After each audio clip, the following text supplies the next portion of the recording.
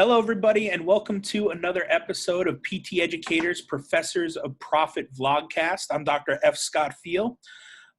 We're bringing you a podcast here. It's only in a vlogcast form now, but it will be in podcast form very soon. And I find that kind of ironic because my guest tonight is none other than Christine Caldejon, who actually does podcast editing as her side hustle. She's involved in a lot of different things, but Christine, go ahead and tell us a little bit about your areas of specialty, your areas of interest, and what you're doing these days as far as a side hustle goes.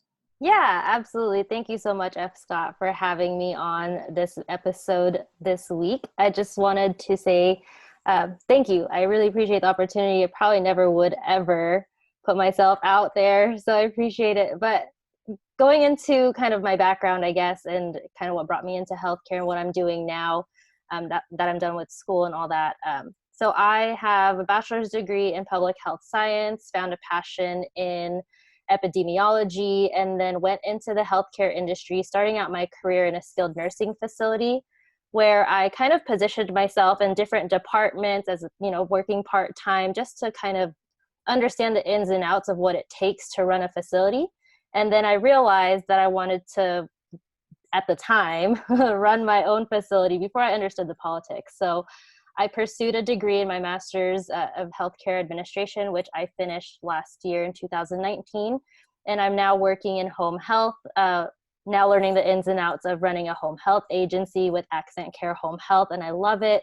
It's been super fun. And I've had so many opportunities to really learn different facets of the business. And as far as my side hustle, I got into podcast editing not too long ago, just because when I finished school, I kind of didn't really know what to do with my time. And, there's a lot of bills to pay and things like that. And so you would think with my master's degree, I'd be making the big bucks, but unfortunately that's not the case quite yet.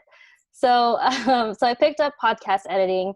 And a part of that, I have to credit, my boyfriend, Nathan Novice, who I think will probably come out on an episode as well. But he kind of dragged me into it, told me he was getting busy with it and didn't have a lot of bandwidth to kind of, continue to do it to high quality standards. So I told him, let's keep the money in-house. Why not? Just, I need a hobby. I need something to do on the side. So might as well step up and get that bread. So so here I am. I'm, podcast editing and just trying to fill my time productively. Yeah, no, that is an awesome story. And I love the, the realness of it and the fact that, Nate will be on next week's episode. So look out for that one. But let's talk a little bit about some of the pros and cons to podcast editing. What are some of the things you've been learning that let's say a professor or a clinician who wanted to get into podcast editing as a side hustle should really consider and think about when they're considering it as a side hustle? What's some of the things you found, some for the good and some for the bad? Yeah, so I guess we can start with the bad first, right? And we'll top it off with some of the good. Some of the major bad part, I guess, if you really think about it, is you get really zoned into the quality of the sound, and then especially if you don't know who it is that you're editing and whose podcast, what it's about, things like that, it gets really challenging to stay motivated to do it. So I'd say the con is really just not knowing who it is that you're listening to and really supporting that. And so I think it's really important to get to know the person that you're editing for so that you understand more of what their expectations are. Is this person super raw? Is this person more, clean cut and things like that? So getting to know those little, just really fine-tuned details to really just stay motivated. That really helps a lot. The pros is that you do get to build those relationships with other people in the industry. You get the opportunity to get a first listen into what they're putting out there in the world. And it's a good way to build relationships, especially when you're out of school, because you don't get that opportunity. It's not as easy when you're out of school and you're in an industry or you're trying to find a job and things like that. You kind of you get isolated. So it's I think that's a really major pro is you get to have that opportunity to build relationships with other people in the industry or outside of the industry even. Just, it doesn't matter whose podcast or what part of the industry that podcast is when you're editing. It's just a way of you to really practice different skills and learn a new skill set as well. So yeah, Yeah, I think that's a good thing. I love that. I love that, especially the networking aspect. I didn't even think of that. I used my podcast, the Healthcare Education Transformation Podcast, almost specifically for networking. We get to talk to all the experts in the world of academia and healthcare. And so it's been phenomenal as far as networking. But if you're working on the back end, same thing, right? You're still networking. It's a sneaky little network trick that I love. You know, if you're networking big names in the industry, that's a cool way to get close access. And like you said, just kind of listening to what they're putting out before it gets out to the public. It's really cool to see what they have coming down the pipeline. So yeah, I love that. What's one expert tip or trick or hack or secret that you've come across over, you know, your podcast editing days that you could give to somebody who maybe is just starting out in the podcast editing world? Yeah, so I guess I'll go with my story and kind of how I started in editing and what my experience was. It wasn't too long ago anyway. So when I started, I'm super type A. I'm a perfectionist. I want it to sound as clean as possible. And then I would get frustrated when the sound quality of one person's mic was super different from another person's sound quality. And so it was getting really annoying and triggering to, you know, you'd have to highlight the sound waves and just select that specific person's audio and be able to fine tune it. And what I learned from that really is just, you got to let it go.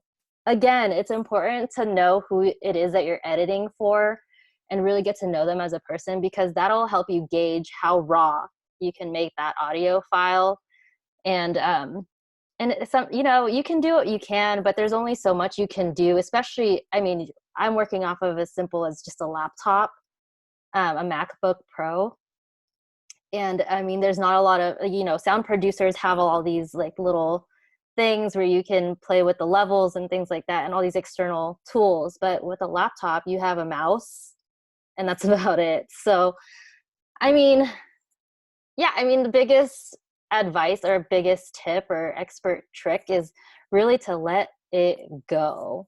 And so, you know, you don't have to keep it as perfect. I mean, obviously you want it to sound good and sound clean, especially if it's, you know, if it's a family podcast per se, you want to cut out all the curse words and, you know, all those things. But other than that, I mean, just keep it as real as possible. Podcasts are meant to relate, or they're meant to be super relatable for the audience. And so if you can be super real and just keep it as raw as possible, but clean it up, I think that'll take you pretty far. Yeah, I mean, that's great tips. I mean, quality matters to some extent, but if the content is great, they'll forgive a bad mic every once in a while, you know, or a call-in listener or a guest who had to call in because they got stuck in traffic or something, but still wanted to do the interview, you know. Yeah, they got crappy mic volume on their end, but, you know, the content's good. People will forgive it every once in a while, you know. Like you said, you want it to sound good. You want the quality of sound to be as good as possible. But at the same time, you know, the audience will forgive every once in a while. And you really can't be looking to get rid of every pop and crackle and you know, Yeah. worry about those levels too much. Yeah, all the car horns and cars Yeah. passing by. One of Yeah. the podcasts that I edited for, it was the Fresh PT podcast, and their thing was they would record in a Dunkin' Donuts parking lot. And so I would leave those tidbits in there so that the audience knew that they were in a parking lot, and so Yeah. they would hear the cars passing by. And there was a moment when I was editing when they said, they were like, hold on one sec. And someone knocked on their window to ask them if they were leaving. Yeah. And so, I you know, mean, so those things kind of just make it relatable. I think I might exactly. have even left it in there just to make it, you know, personable. And so the audience knows that these are real people. Yeah. And you're exactly right. At the end of the day, you know, we're not huge superstars on big stages getting paid tons of money. Right. Most of the time, a podcast is a labor of love. You know, you may monetize it to some extent, but you know, at the end of the day, we're doing this to help people. We're putting out a message that we believe in and that we feel is necessary. So, Kudos to all you out there doing podcasts. I know it seems like everybody's got one these days, which I'm sure is good for business, but there's still plenty of space out there to do more podcasts. So I remember I used to make fun of my family for, being squares and listening to talk radio, my mom and my dad. Right. Now here I am 20 years later, full circle, listening to talk radio just to make it format again. So, sorry, mom and pops, for that. I take it back. I apologize. Well, Christine, where can people find you? Where can they reach out to you if they want to learn more about podcast editing as a side hustle, or if they want to inquire about your services? Sure. Yeah. I mean, I'm on Facebook. You can find me, Christine Caldejon.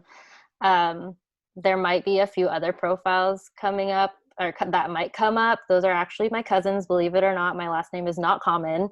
And I probably am related to them somewhere down the line, but look for the photo. I think I'm in like a red telephone booth. Oh no, it's my graduation photo. I'm sorry. It's my graduation photo from George Washington University. And then you can also find me on Instagram at Christine with the CEE. So you say it Christine with a C, but it's the last three letters are CEE. And LinkedIn, if you really want to. I'm not as active on there, but mostly Facebook and Instagram. Just, send me a message on there, and I'm happy to have a conversation and just work it out with you. Again, it's a side hustle. It's nothing too serious. It's super flexible, super fluid. So I'm willing to work with you and help you get started and things like that. Whatever you need, I'm here to help. Well, thank you, Christine, so much for your time and for dropping those value bombs to my audience. I'm sure they'll learn a bunch from podcast editing, and, keep doing what you're doing. You're doing great work for the world of podcasting. So thank you for all that you do.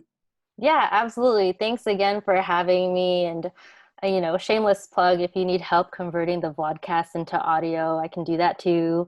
A lot of, Awesome. random skills that we're picking up here as we do our side hustle. But thanks again for having me. I really appreciate it. And I hope I can help you and your audience. Absolutely. Thanks so much, Christine. Sure. Thank you.